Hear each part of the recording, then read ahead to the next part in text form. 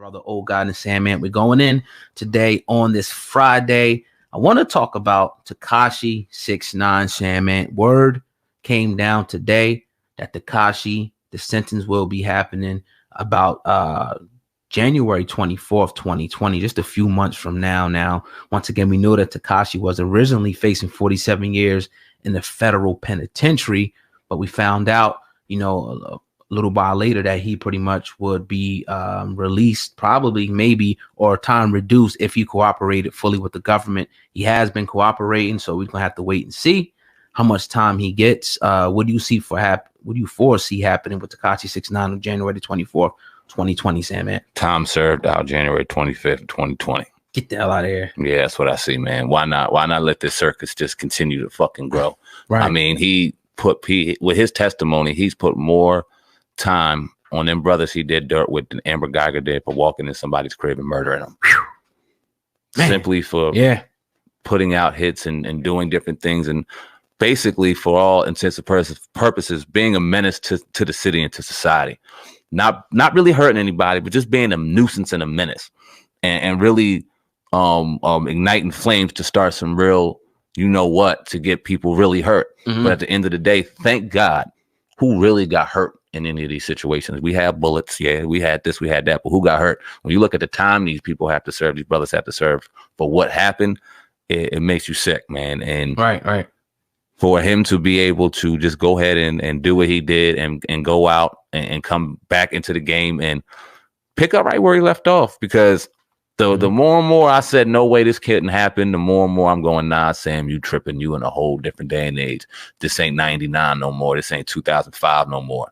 This is 2019, 2020. And in this day and age, as long as people are entertained by you, they don't care what you did. Damn. It's entertaining. Ooh. And they don't care. So we're about to get it. And that goes to, it's 100% real. It's probably the realest statement said all year, because you look over YouTube and social media, and it's complete nuts. People that have threatened to do the most heinous acts to children, people that have ratted, people that have done anything, as long as you can keep them, laughing, smiling, joking while they smoking and drinking, or keep them, distracted from their real life and entertain them. Again, like you said, man, it's sickening. It's sickening what people allow and what people actually follow. Like, you really follow this dude.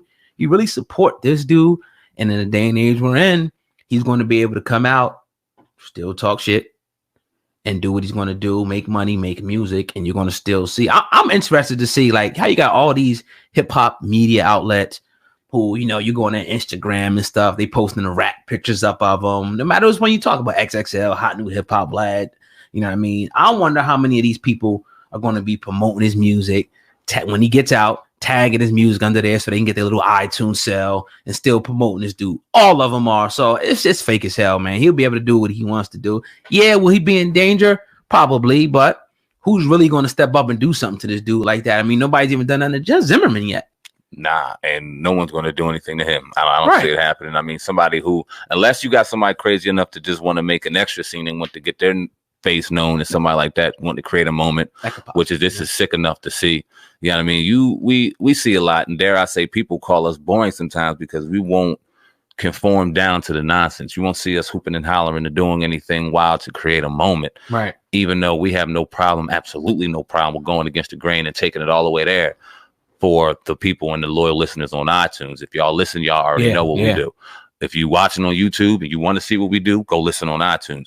But the fact remains, no one will ever be able to put our battery in our back and charge us up to do some of the nonsense we see on here.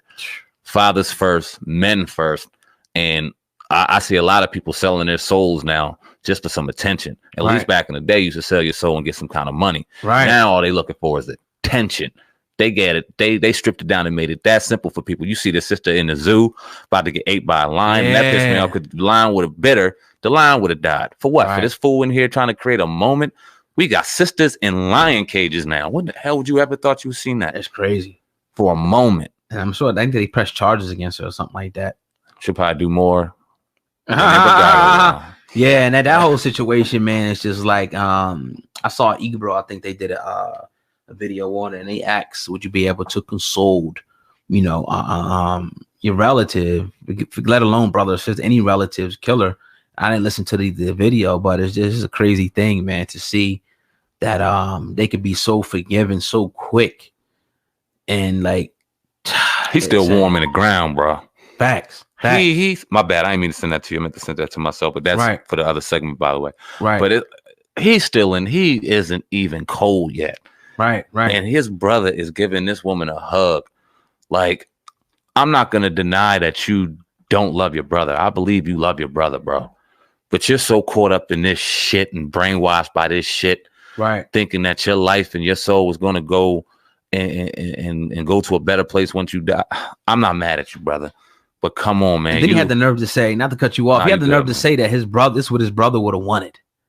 How the fuck do you know? Like, if somebody's going to just shoot me and kill me, nah, like, you can't just take my life. He shot him twice in his chest. And didn't try to save him.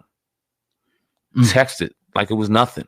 Wow. Hid evidence. Wasn't remorseful. Didn't give a damn. Right. And you still got the nerve to go up there and go, I forgive you. What kind of buck time? And they should have never even allowed, the judge should have never, which is a whole nother thing, allowed him to go down there and hug her. Like, what do you see that at? What if he would have fucking stabbed her or something? You ain't supposed to let that go down. What kind of show was that? That wouldn't happen with a brother. Hell no. You talk about the Exonerated Five. I don't know if you watched that yet. When they see us, oh my God, the things they put these babies through, and when they let them see their mama and daddy, they were underage. Right. But they letting it go down there and allow this circus to continue. Oh my God. Yeah, it just goes to show you how skewed and quite frankly fucked up this justice system is in America, man. It's just like, I think it's memes going up all over the internet. I seen one where a brother had killed the police dog and he got like, what, 50, 60 something years, and she kills an actual person.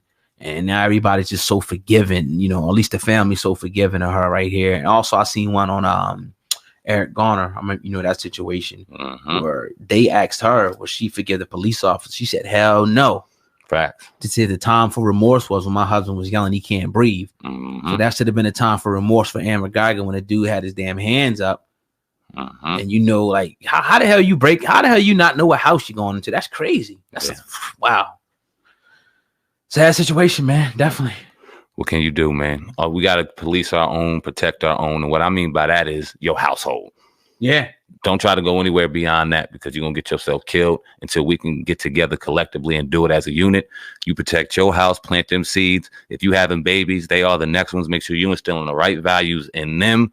Right. So when they get out here and where they see another brother or a sister in the street, they ain't mean mugging them and ready to fight them. I kind of challenge myself now. If I see a brother mean mugging me, I go, what's up, fam? Right. Like, dead all that shit. Come on, man. We gotta do better than that. I am not your enemy. You are not mine. Yeah, I mean, the sad fact about it, you know, you got a greater chance of being killed by somebody that looks like us. Yep. So it's like, that attitude is great to have. It's like, it ain't that serious, my brother. We brothers at the end of the day. We brothers, man. When you be trying to kill each other out here, man. Facts. Because you go to jail, I go to jail, somebody else in the ground. We don't need that no more. At all. You know, definitely. But you're tuned into the Hip Hop Uncensored podcast with your brother, Old God and SamAnt. We're going in today on this Friday. Even if you're loving the podcast today, we need you to do us a favor. Go ahead and hit that 5-star rating.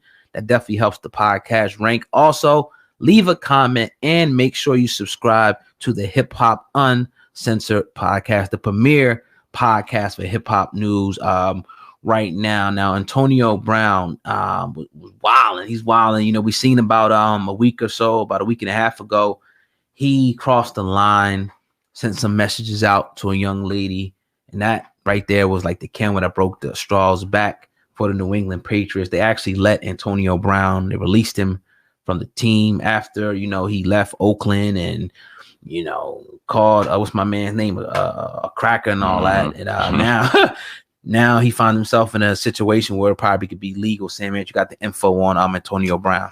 Yeah, man. And it gets deeper than what we thought, man. So when this initially came out, when he was in Oakland and he got out of Oakland and he went to the Patriots, and then we had this woman that comes out saying that she was sexually assaulted by him, we immediately went, yo, this looks crazy. Yeah. This looks like a witch hunt. He got out of a situation. They look like they're after Antonio Brown. And then you see another situation with some text messages and you go, whoa, damn, Antonio. And then you see this, and then you see that, and then he farted in somebody's face. It just looked like a lot of nonsense around Antonio Brown. But then you begin to slowly see through his own exposure of himself, he's unraveling, and it's something maybe not right with him. He's going crazy at the courtroom yesterday, some things going on. So we're chilling with our brother yesterday and we vibing, and he gets on the phone with a young lady.